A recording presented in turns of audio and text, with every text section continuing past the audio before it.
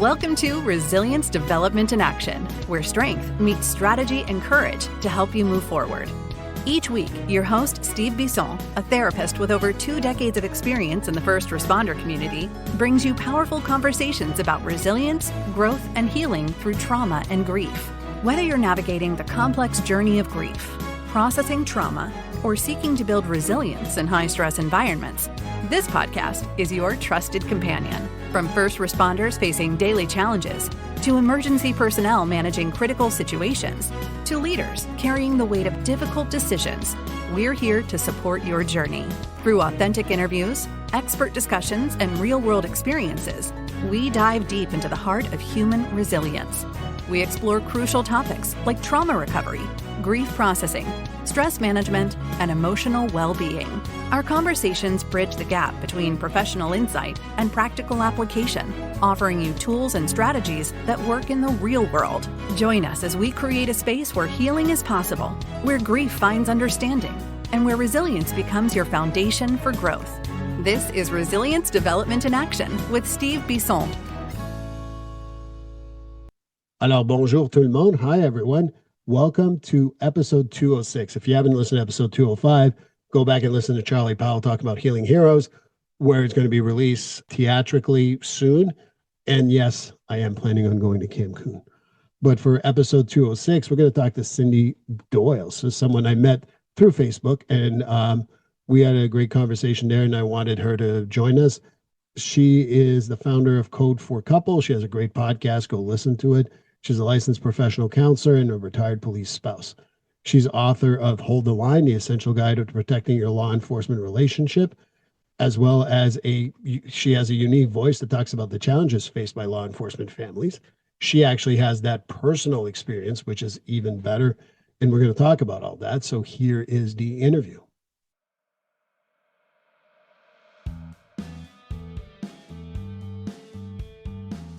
GetFree.ai. Yes, you've heard me talk about it previously in other episodes, but I'm going to talk about it again because GetFree.ai is just a great service. Imagine being able to pay attention to your clients all the time instead of writing notes and making sure that the note's going to sound good and how are you going to write that note and things like that. GetFree.ai liberates you from making sure that you're writing what the client is saying, because it is keeping track of what you're saying and will create, after the end of every session, a progress note. But it goes above and beyond that. Not only does it create a progress note, it also gives you suggestions for goals, gives you even a mental status if you've asked questions around that, as well as being able to write a letter for your client to know what you talked about. So that's the great thing. It saves me time, it saves me a lot of aggravation, and it just speeds up the progress note process so well. And for $99 a month, I know that that's nothing. That's worth my time.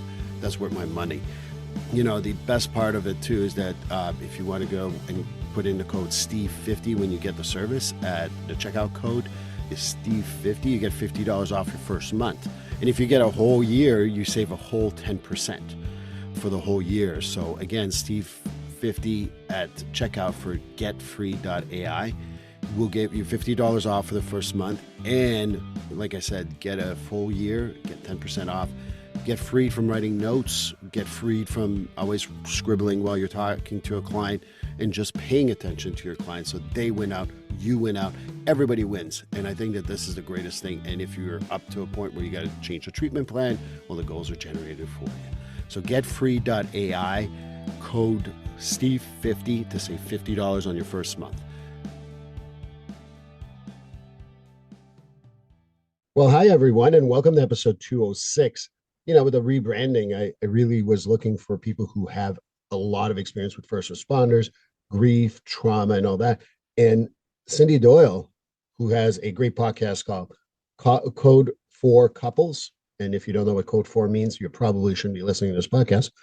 But the bottom line is I really liked her podcast. She reached out to me through Facebook after I asked, and I find her fascinating. And we had a great conversation right before we started. But Cindy Doyle, welcome to Resilience Development in Action. Thank you so much. I appreciate it. I love that you said, if you don't know what Code 4 means, you probably shouldn't be listening to the podcast. There's a My, quick my, little tidbit there. When I was thinking about naming the podcast, I was going through different uh, possible names with my husband, and I had said, "What about Code 3?" And he said, "I don't think you want couples to end up with things on fire, right? Like I'm like, yeah, but our relationships are a struggle." He's like, "Yeah, but I think you want to focus on what you want them to be, not where they possibly are." So I yeah, love that you said that. you want to get to code 4. I think that's a great. Yes. But Right. anyway, no, I We're gonna love the name. And code 3 would have been a good name, but I don't know if and truthfully, your husband's absolutely right. Whoever right. he is, give him a lot of credit because I would be like code 3 for no, there's no way I'm listening to that crap. I already deal with that as a therapist. I don't want to deal with that on my podcast too. Right. Right. So, Very much so. but yeah, look, I looked up your, I do my research and I have no team, so it's me.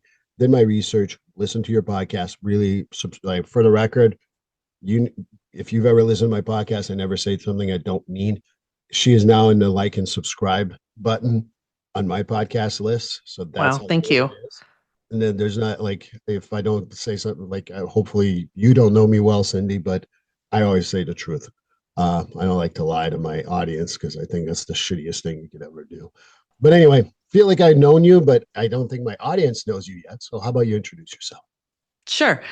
I am Cindy Doyle. I am a licensed professional counselor in the DFW area. I have a group practice. I have been practicing for over 20 years, and I specialize in working with law enforcement, actually all first responders in my office, as well as first responder couples. Focusing on, I always say I focus on mental and emotional health. I'm sorry, I said that wrong. Mental and relational health. I forget the relational part, and that's the most important part. So, emotional and relational health to keep couples connected and resilient. But also, it's really about our first responders remaining connected and resilient because there's so much research there that shows that relationships are a safety issue. So I kind of focus on that angle. I'm also, as you know now, a law enforcement spouse. He is retired after 21 plus years. Didn't make it to 22. I pushed him to try to do that. And he's like, I don't get any more money for doing that. So I was like, all right, peace out. Let's go. So he retired and has been retired for almost 4 years now. He's the reason why I jumped into doing what I do Okay. because I married him. And we could talk about that if you want, but married him and did not, neither one of us realized what we were going to be going through or how we would be impacted by what he did or what he saw on a regular basis. And our relationship struggled. And it was only in me kind of digging in and finding out what was underneath this that I started changing my relationship. And as I did that, I thought maybe I need to do more than just keep this with me or the people coming into my office. And so I started a podcast because, that's what everybody does is just starts a podcast for some random reason, right? So in 2017, I started the podcast and I have been really intermittent. I've tried to be much more Deliberate. consistent. Yes, consistent with it over the past 3 years, for sure. And then in 2020, because there was nothing else to do, ha ha ha ha, I decided to write a book. And so I wrote the book, Hold the Line: How to Protect the Essential Guide to Protecting Your Law Enforcement Relationship. So So that's a little bit about me. And I do a lot of speaking and just came back from Orlando yesterday from speaking to NALI, which is the National Association of Women in Law Enforcement and Leadership Executives. So, awesome. I yeah. thought you were going to say I spoke to Mickey and Minnie, but you know, Didn't even have time. Flew in, spoke, flew out. and then the other part too is when you said "Hold the Line," I just realized there's a Toto song called "Hold the Line." Yeah. Yes, I get that a lot. Hold Yeah, the but line. now if I like, I have a special effect board now, but I don't know how to put in a song. I would love to have to be able to put that. But too Yeah. late now. I think there's a lot of stuff that you said there that was really, really good because what you talked about is all the adaptation, the adapt. See, I'm having trouble. You adapt to your law Mm-hmm. enforcement spouse because of what his life is, and or she, depending on Yeah. the individual. But there's also kind of like give or take. And so it's really hard to experience that kind of like change in the relationship, particularly when someone like retires. So I don't know where you want to go start talking about a little more about the relationship stuff. But I think that because of, weird scheduling, how it works and how there's compromise and sacrifices on both sides and all that stuff that goes on, there's a lot of grief and change in the relationship that occurs. So I don't know if you want to Mm-hmm. talk a little more about that, but that's where I would go. Yeah, I can just dive into kind of a little bit about my story and how I recognized that it was grief because it took me a while to figure that out and for us to kind of figure it out. I think, I'm just going to do the traditional girl thing in the sense that I think girls think, "Oh, we're getting married." People get married because they're like, "Oh, I'm going to have this partner and this partner's going to be there." And I'm going to be able to sit and have dinner with somebody, and I'm not going to be alone, and I'm going to have this partner that I'm going to be doing things with. And what we quickly realize is that it's almost like being married but single, but you're not really single either, Right. right? And so we wind up doing all this stuff alone. And in my relationship, when my husband started his career, he was doing 8-hour shifts. So that changed over the years, but 8-hour shifts, we looked at, there was a time period of about 5 years when we were ships passing in the night. And this was way back when. And so I would find things to fill my time. And for a while, that was scrapbooking. And I took a picture of him laying in bed and blew it up into an 8 by 10 because that was, and scrapbooked it because that was our relationship, was me during the day on a Saturday doing nothing, trying to keep my dogs quiet. I'd go run errands and things like that all by myself. He would get up around, I don't know, 2 or 3. I'd want to try to have a conversation with him, but he was tired, just waking up, blurry eyed, kind of focusing on what he needed to do for the day, going in. And I'd have him for like an hour and a half, 2 hours, but not really. And then he would go to work. And so there was like this 5 year period where we just really didn't see or talk to each other. And when we did, it was sound bites. Right. And so that's where I started getting irritated. He didn't really understand that I was getting mad about it because I wasn't showing it a whole lot. I didn't want him to know. I wanted to be the supportive spouse, right? I wanted to be like strong like him. So I didn't let him know a whole lot. I just sucked it up. I'm a Southern girl, so we put on our big girl panties and keep going and just didn't share. But I started shutting down. I was getting mad. I was really resentful. And that's how our distance kind of started. Okay. And then along the way, that's when I kind of figured out I took some time, clinician, look in the mirror, right? Kind of a thing. And I took some time to kind of figure out that it was grief. And there was a lot of layers of it there. And it wasn't until I started looking at that I was able to kind of change the narrative and change the story about our life and what it was going to be like. I find it fascinating that you talked about grief because I see your point. But one of the things that I would say to you is I'm 100% sure someone in my audience is going to go, how is that grief? Because Mm, grief is only when people die.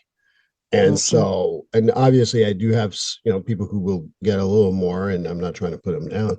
But can you explain more as to why you consider it grief versus anything Absolutely. else? Yeah. So when I thought about being married to this guy that I loved so much, I thought about the life that I would have with him. I thought about sitting down at the table and having dinner. I thought about going to events together and what that would be like. I thought about having vacations. I thought about all this way that my life would be, right? Because as we go along, we start developing a narrative. We start developing a story of what marriage is supposed to be like, or your relationship is supposed to be like. So as you develop this narrative and your brain has these, even when we're doing like just imagining what that story is, our brain is developing these neural pathways as far as what they are. And then when things don't happen, it causes a conflict.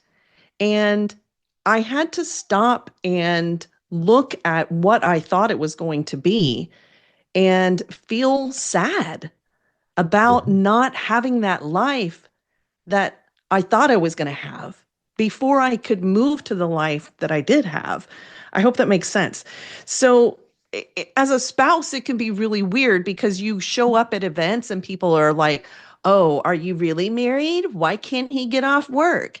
And, family life looks different.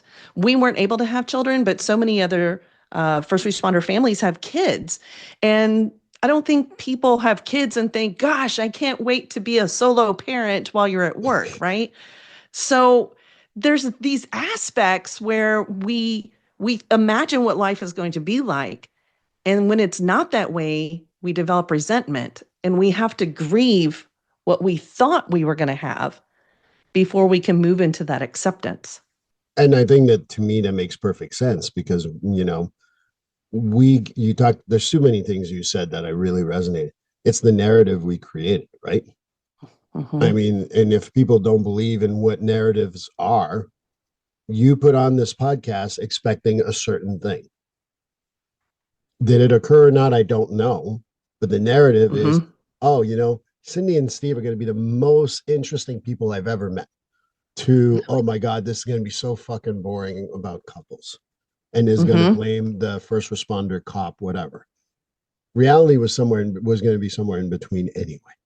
But the Yeah. narrative that we create in our lives about other people is absolutely where we get the anger, the sadness, the surprise, the disgust, and all those core. And then we take it out on our spouses or people we trust. And I put this in quotation marks for those in YouTube here, because yeah, we trust them, but we don't trust them enough to say, look, I'm feeling sad that we didn't get the life that I thought we would have. So I don't know if I got, Yes. because you were saying I'm not sure it makes That's sense, it. but I want to make sure I kind of like translate it. And if I got it wrong, hey, correct me if you're wrong. No, that's exactly it. And I can even give specific examples that probably everybody in your audience can resonate with. Please. Here's one, the one where you think you're going to go on vacation, and then, oh, by the way, the schedule gets switched, people quit, and now you have to pick up the shifts, and now vacation is canceled. Or we thought we were going to go on a date, and now we can't because this other third party in our relationship tends to have some influence. The third party There's being this. the first responder life, just for the record. Yes, the third party being the first responder life. It can even be the idea of hypervigilance coming home, right? So hypervigilance coming home is this downside. And so first responders at work, many times they're up and alive. At home, they are down and disconnected because their brain has to recover. My husband and I would want to have conversation with him because I hadn't seen him, right? So I'm the girl that he hits the door, and I'm like, oh my gosh, so how was your day? What are you doing? And I wanted to have this conversation about what his day was like. And what I would get initially, he was fine with it. Initially, he would talk to me about what happened, and then as the career went along, as you know, many times that career becomes same shit, different day. Right. He used to say, I'm the trash man, is what he would say. I'm cleaning up everybody's garbage and shit. And so I missed that. I'm like, well, no, couples talk about these things and we should have these conversations. And that downside of hypervigilance means that he's tired. And so if we don't know that that's the brain and that there needs to be recovery, then I can't understand and I can't grieve the fact of like, hey, this job has an impact. But as his spouse, if I understand and I can grieve what I think is supposed to happen, then I can make something else happen. Right. I I mean, he has grief too in the fact of like we would try to plan. We had this one pizza party planned one time and bought all the ingredients. We had something like 12 people coming over, six couples, I think. I had prepped all the pizza dough. He had wine pairings set up for all the courses we were going to do. And I think everybody was coming over at 5:30, and at 4 o'clock he got called in. And I'm like, well, Right. there goes that, right? And I think there's so many things you brought up that made perfect sense to me. And when you mention that, it's like I've worked with detectives. And sometimes Mm-hmm. when you're smaller departments, maybe not Dallas Fort Worth style, but smaller departments, there's usually one detective.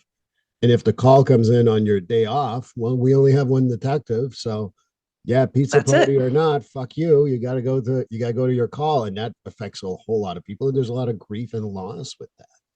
Yeah. I think that that's one of the other things too, and people don't understand that. And this maybe I wish your husband was here, but you can maybe speak of this too. One of the things that I hear so often from my first responder world people is that I don't want to get home and tell you about the brain. Sorry, trigger warning. The brain splatter from someone who shot themselves in the head. I don't want to tell you about Right. that because that's like triggering for me. I don't want to trigger you and there's spouses that take that personally. You think I can't handle it, or you think you're stronger, and that it creates this big resentment that we talked Mm-hmm. about earlier. But I don't know. You can correct me if I'm wrong, but that's what I found a lot with my guys and Yeah, gals and gals. I I'm agree. not wrong. And at the beginning, he would share that with me. I do, I do trauma in my therapy room, so I'm like, I hear all kinds of stuff. It doesn't really Mm-hmm. impact me a whole lot.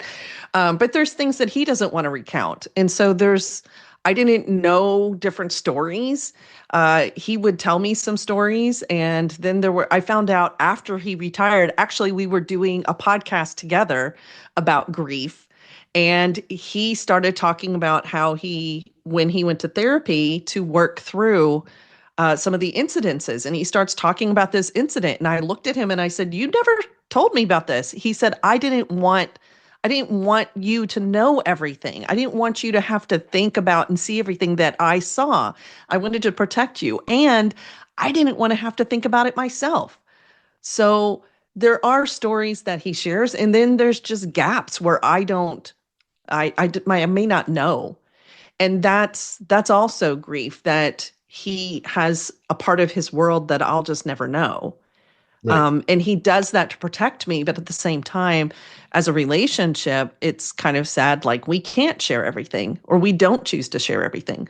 As a clinician, I definitely don't share everything that I hear as well. And working with first responders, I've heard some pretty gruesome stuff, but I'm not going to come home and tell him that. I mean, So it kind of goes both ways, but yeah, just because of our professions. how do you deal with the resentment? Oh, so Because once that's what I it kind of, leads to, right? I mean, you can right, correct me if right. I'm wrong, but that's what it leads to. No, that's where I got, and that's the catalyst for me deciding in my relationship that I needed to figure out what was going on and what was happening here because year 12, which seems to be a challenge for a lot of first responder relationships, by the way. Interesting. Year 12, year 13, I was having temper tantrums by myself. I was doing a lot of like flipping him off behind his back kind of a thing. I was really mad. I was resentful. It seemed like the department always came first, that kind of thing.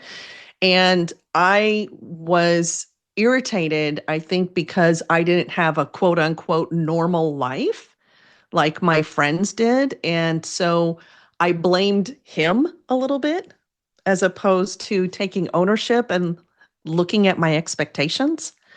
So it was only when I decided that I didn't want to leave the relationship, but I couldn't keep living the way I was living in the relationship and holding on to that anger. So it took me looking at myself and actually, I think, sitting in the therapy room one day and telling another couple, sometimes you have to stand in the other person's shoes because maybe there's something you don't get or understand. And I said that and I thought, hello, Cindy, dumbass. Why aren't you doing that? You idiot. Yeah. Right? So that's when I thought maybe there's something I don't get or understand. And I remember writing out my anger and looking at why am I so stuck on wanting a life this way when I can have so much gratitude for the life that I do have. And so moving that to like grieving all these experiences that I thought we would have, grieving holidays together, that's a big one for our field of all the holidays like Christmases and oh, I'm getting emotional. Christmas and unwrapping gifts and what that would be like and our families getting together and this idea and this image. And when I could let that go, I let the resentment go. And then I could have gratitude for all the other aspects of our life and really shift that around because I think in grief you have to, right? In grief you have to let go and you can't say why me or I wish, right? And so in bargaining with that or it's kind of learning to let that go and then moving to something else, integrating it. We can go into resilience conversation if you want. But it's that kind of a thing and moving it around. Cindy, I know I want to continue our conversation. We need to get back together at some point. You got to come back on because this is a great conversation because you talk about getting emotional. First of all, that's what I want from anyone who's on here because I want real talk. I'm a Howard Stern guy. Let's not fake this conversation. Let's be real. Right. I'm going to also start nicknaming you DA because you said you were a dumbass. So I can nickname you DA. All joking aside, sure. I'm going to let you in on a secret about therapists. This is for the audience, not for you. What she just said happens to me at least every week, every other week. I'm saying advice to someone. I'm going, fuck, I should really follow that, huh? Yes. So if you're a therapist and you don't admit to that, I'm sorry. I admit to it freely. I give my advice 95% of it. Either I've followed it or I want to follow it. So just we broke a wall here. So if you didn't want, just speed up 30 seconds and you won't have to hear it. But I love that because I have those moments and any therapist worth their while will admit to that, in my opinion. And finally, you talked about gratitude. One of the things that I've learned in life is that, again, my audience knows I like to repeat this. My best friend died when I was 12 in a fire. So for me, I'm not always grateful, but I've learned that when I get upset or get into those quote negative emotions, I go into gratitude because gratitude will get me to where I need to be. And so I think that when you talked about gratitude, it's great advice to give to couples, in my opinion, because you finding someone in this crazy world is already a fucking difficult thing. And now you found them. So yeah, there's going to be some fights. It's not going to be all, butterflies and unicorns. It's going to be some difficult moments. And so that would be great advice to talk about gratitude. But do you have other recommendations for couples other than gratitude when they're talking about their couples and stuff like that? I go back to the first one of like standing in each other's shoes. What is it that we don't understand? And I have a little bit of a story about that actually around the holidays, which is why it makes me emotional. I live in Dallas Fort Worth area, north. I actually live north of Dallas and Fort Worth and outside of Denton, Texas. And my parents live in Austin, which is about 3.5 hours away from me. That's where I grew up. And every holiday, every Christmas, my husband always had to work. His higher up always took off. And so it left him in charge. And he had to be on call. He was on call the last 7 years, 24/7. He was on call the last 7 years of his career. And so it made it really hard to go out of town or do anything because he had to make sure his call was covered. So many times he would say, he's like, no, go do whatever you want to do. Go visit your parents, whatever. So at Christmas time, many times I would just go down to Austin because otherwise I'd be here by myself. I would always think about this is bullshit that every single holiday I don't get him, right? I was kind of thinking about me like I'm alone. I don't have anybody to spend the holidays with. I would think about me a lot and how I was being impacted. And I came home from Christmas, probably Christmas afternoon, walked in the house and he was sitting on the couch and he says to me, please don't ever go away at Christmas again. And I was like, okay, why? Little annoyed, by the way.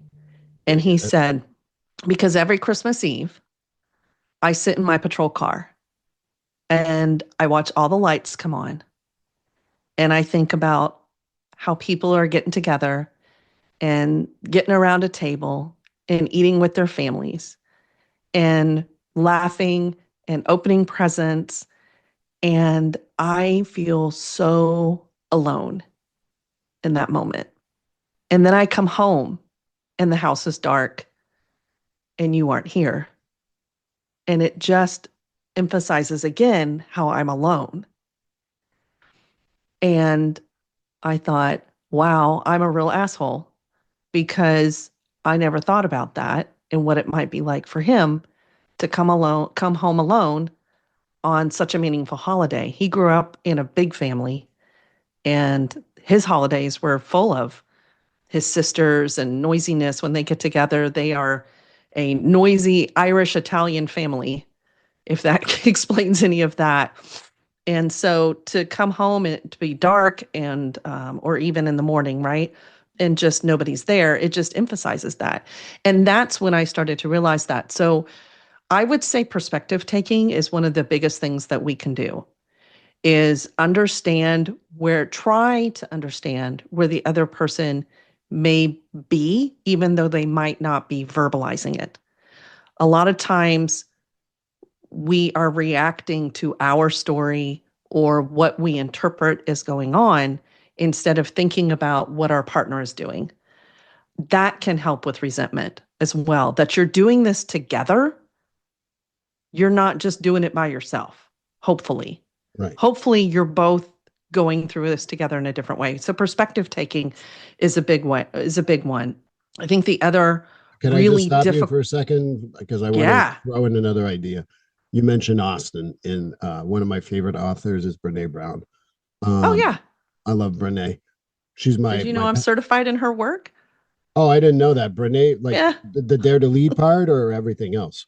The daring way and the rising strong part. Yeah. Well, I joke around, and I'm going to lighten up the mood a little bit and bring it back up again.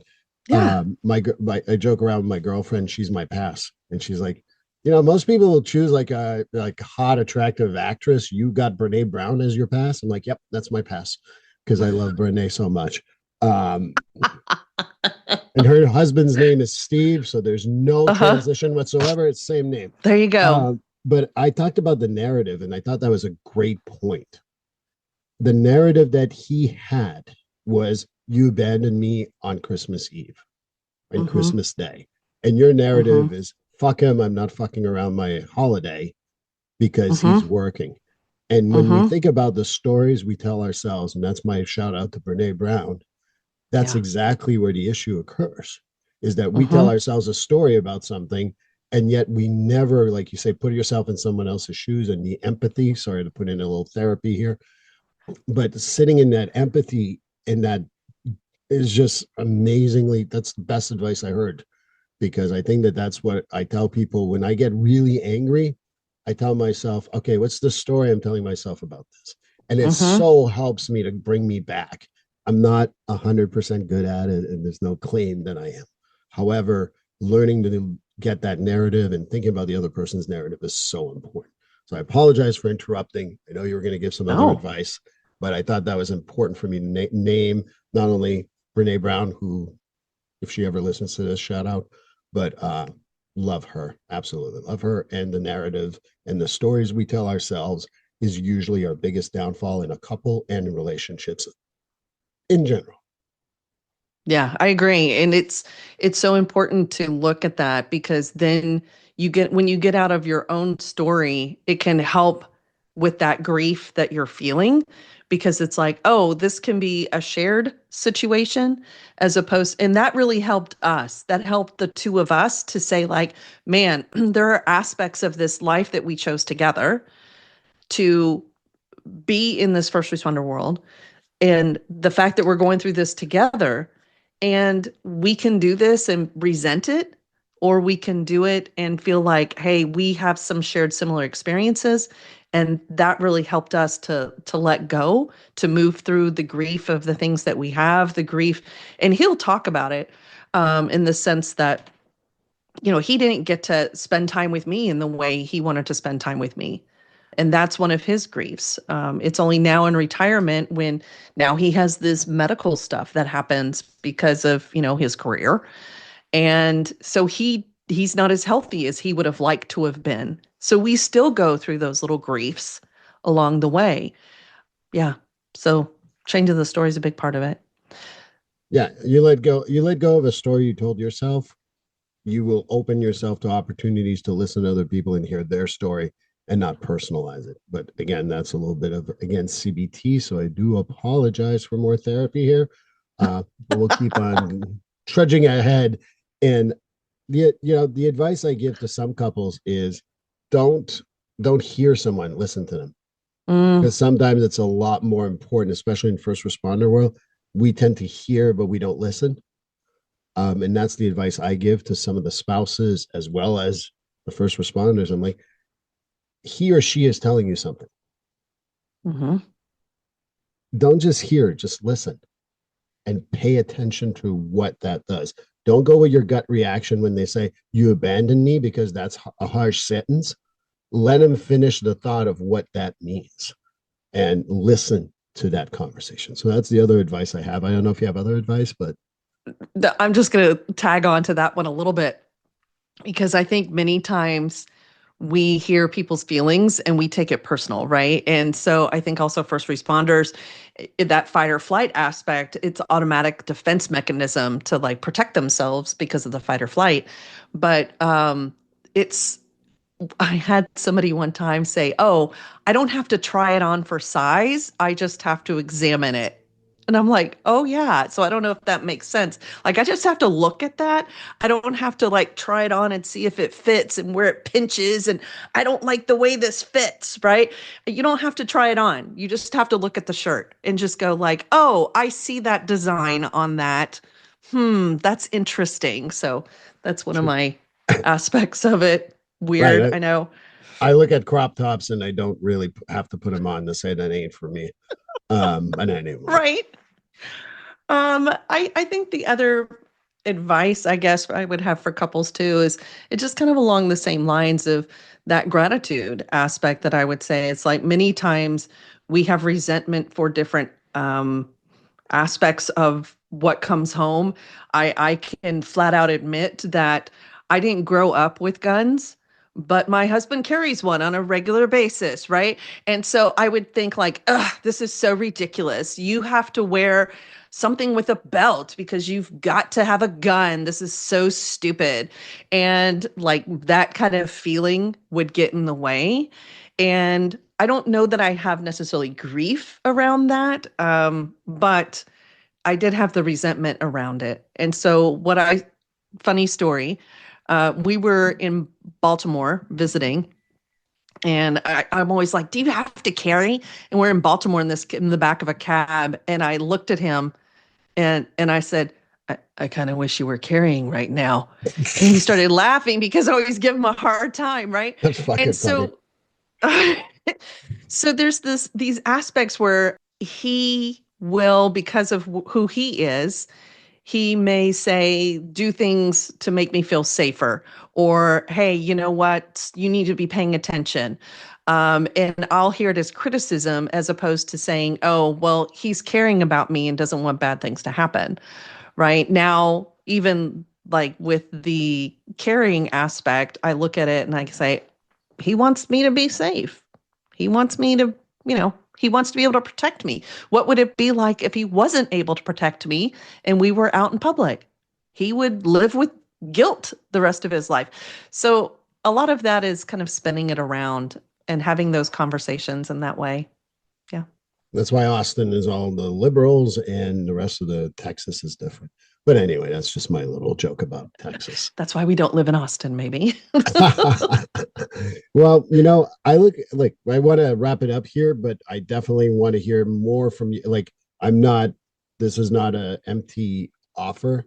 Please come back if you want. I would love to have you back I'd on. love to. Because Yeah, this sure. is a great conversation. I feel like I'm cutting our audience short to a great conversation here.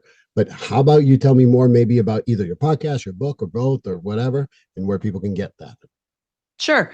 Everything pretty much is Code for Couples. So you can find me on social at Code for Couples if you want that.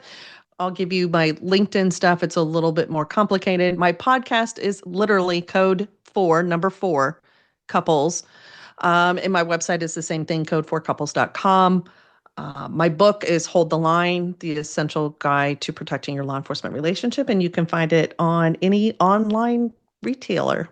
Well, I'm going to be getting that book. I may send it to you to get it signed. The other joke I wanted to make is when you said code in the number 4, I was like, all right, Charlie, Oscar, Delta, Echo, and then I'm lost. So I'm like, screw it. I'm not doing it. And I've never pretended to be a first responder. I'm just a mental health guy. But truthfully, from the bottom of my heart, can't wait to have you back on, Cindy. Please go listen to her podcast. I am a subscriber. This is absolutely true. I wish I could share that, but I definitely subscribe and I've listened to a few of the episodes. And I want to thank you for your time, Cindy. Thanks for having me. I really appreciate it. Well, that concludes episode 206. Again, Cindy Doyle, thank you so much.